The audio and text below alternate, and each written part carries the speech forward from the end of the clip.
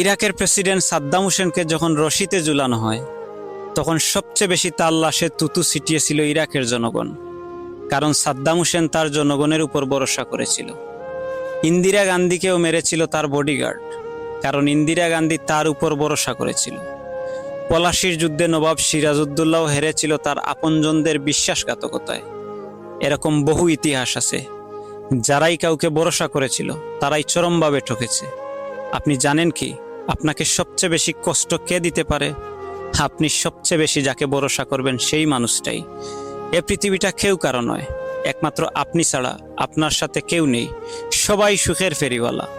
দুঃখ যদি কেউ কিনতে আসে তবুও বিনিময় চায়। তাই কখনো কাউকে ভরসা করার মতো হাতটা দিবেন না। এ জীবন পথে অনেকেই আপনার সাথে হাঁটবে, কিন্তু দিন শেষে স্বার্থের হেরফেরে তারা আপনাকে ফেলেই চলে যাবে নিজের স্বার্থ রক্ষায়। জীবন সুন্দর যদি নিজেকে ভালোবাসতে পারেন, তবে কেউ আপনার আপন নয়।